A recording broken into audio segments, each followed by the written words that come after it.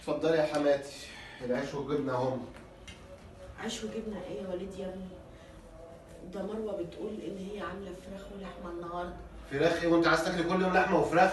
ما حلوه العيش والجبنه مالهم؟ انت على طول يا ابني بتحط لي عيش وجبنه ليه؟ ما انا بدفع معاش وبعدين انا تدفعي معاش؟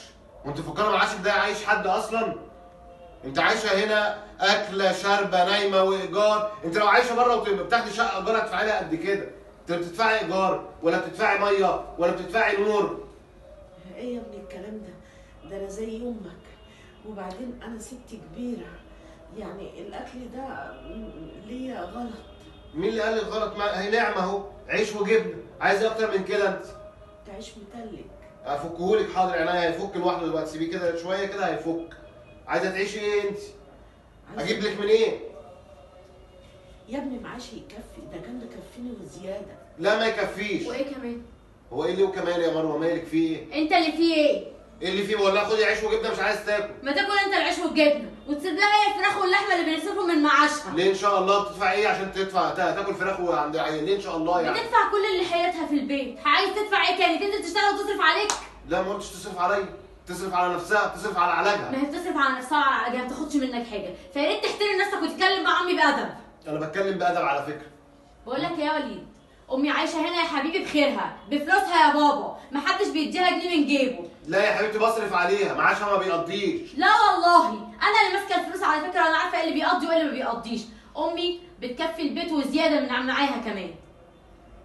سخنتيها يا حاج؟ ولعتيها يا حاجه؟ انا لا سخنتها ولا حاجه يا ابني، انا مش عايزه مشاكل تحصل ما بينكم وبين بعض. لا يا ماما عادي، مش مشكله ان في مشاكل تحصل. يا بنتي هي ما سخنتنيش يا حبيبي، هي الموضوع اصلا سخن سخن. انت عايز تاكل وتشرب وتنام وما تعرفش ايه اللي بيتصرف في البيت بتاعك وخلاص، فالح بس عايز اكل لحمه، اكليني فراخ.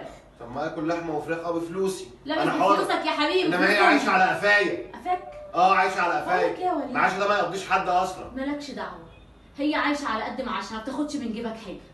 بقول لك ايه، الاكل قدامك، عايز تاكلي مش عايزه هاخده.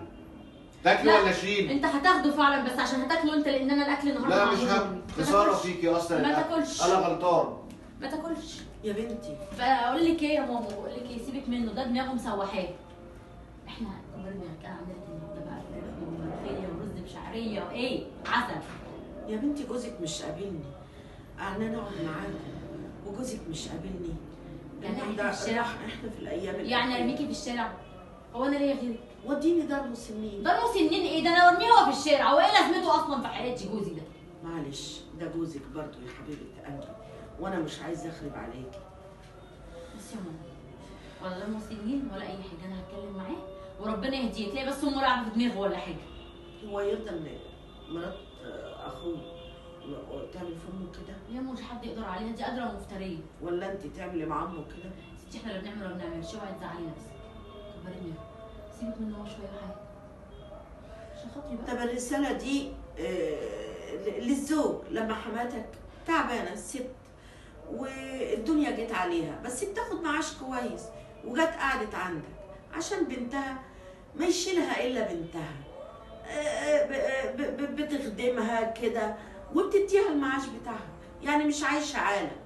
ما تجيش انت يعني اكسب صواب فيها، بدل ما تحط لها عيش وجبنه. ده ربنا يكرمك يا اخي لو جبت لها حاجه كويسه تاكلها، لو كلمتها كلمه كويسه ربنا هيكرمك عشان انت اكرمتها.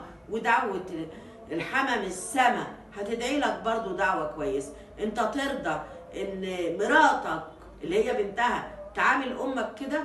قولوا لي رايكم في الكومنتات.